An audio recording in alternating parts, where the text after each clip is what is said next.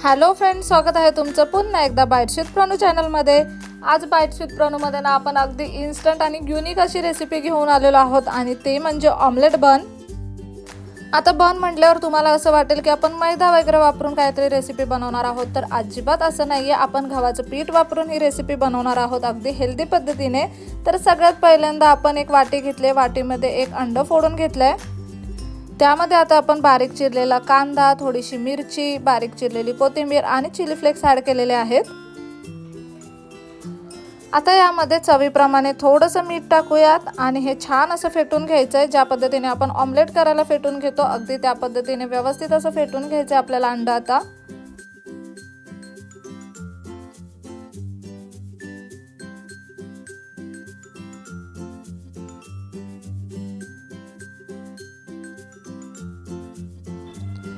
इथे अंडा अगदी मस्त असं फेटून घेतलंय आपण।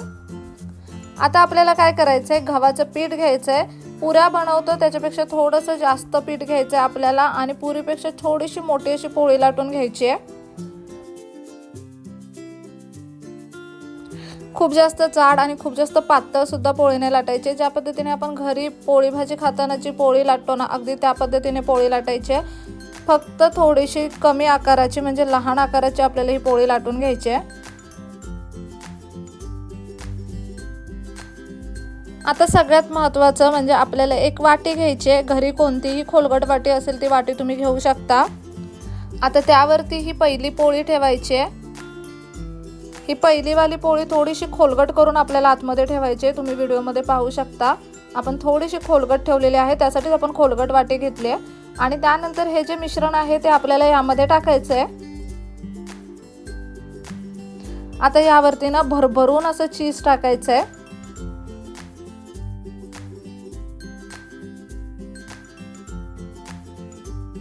त्यानंतर आता दुसरी पोळी यावरती ठेवायची आणि याच्या कडा व्यवस्थित पॅक करून घ्यायच्यात। अशा पद्धतीने वाटीच्या कडांच्या सहाय्यानेच आपण कडा पॅक करून घेणार आहोत आणि उरलेलं पीठ बाजूला काढून टाकायचंय। कडा पॅक करून घ्यायच्यात व्यवस्थित, जेणेकरून आपली पोळी फाटली जाणार नाही किंवा त्यातून अंड बाहेर येणार नाही। अशा पद्धतीने व्यवस्थित कडा पॅक करून घेतल्यात आपण आणि उरलेलं पीठ इथे काढून टाकायचंय।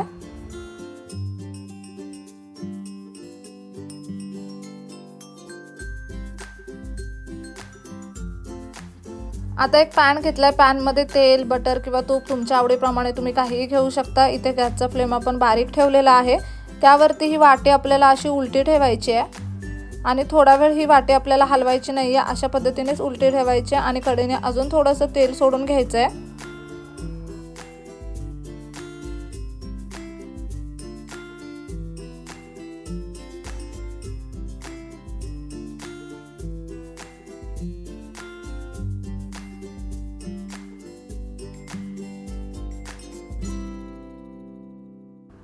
साधारणतः एखादा मिनिट झाला ना की त्यानंतर आपल्याला ही वाटी काढून घ्यायची। अलगद वाटी काढायची, थोडी गरम असेल तर तुम्ही कपडा वगैरे सुद्धा वापरू शकता।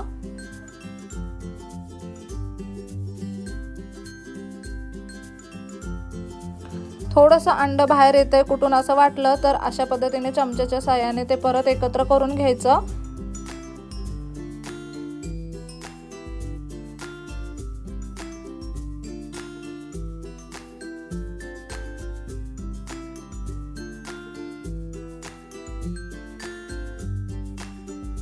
एका बाजूने व्यवस्थित बन फ्राय झाला की तो आपल्याला पलटून घ्यायचा आणि दुसऱ्या बाजूने फ्राय करून घ्यायचा। त्याच्या कडा वगैरे सुद्धा व्यवस्थित अशा शालो फ्राय करून घ्यायच्यात आपल्याला।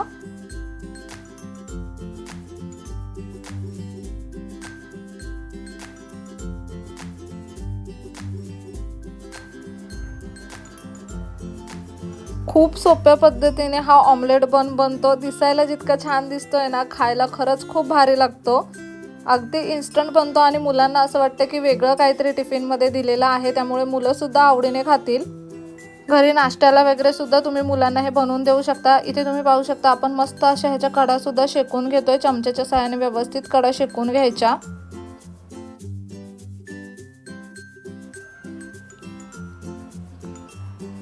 सगळ्या बाजूने व्यवस्थित क्रिस्पी असा करून घ्यायचा हा बन आणि आलटून पलटून आपण त्याला शॅलो फ्राय करतोय, त्यामुळे अगदी मस्त कुरकुरीत क्रंची असा बनतो।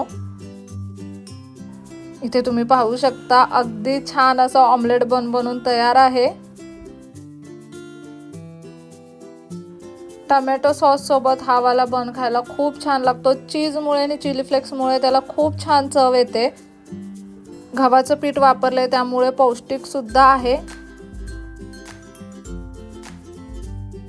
अजिबात अवघड नाहीये बनवायला, खूप इन्स्टंट अशी ही रेसिपी आहे। तुम्ही इथे पाहू शकता कसला मस्त बनलाय आपला ऑमलेट बन। दिसायला इतका भारी दिसतोय, खायला सुद्धा तितकाच छान लागतो। तुम्ही नक्कीच ही रेसिपी घरी ट्राय करू शकता।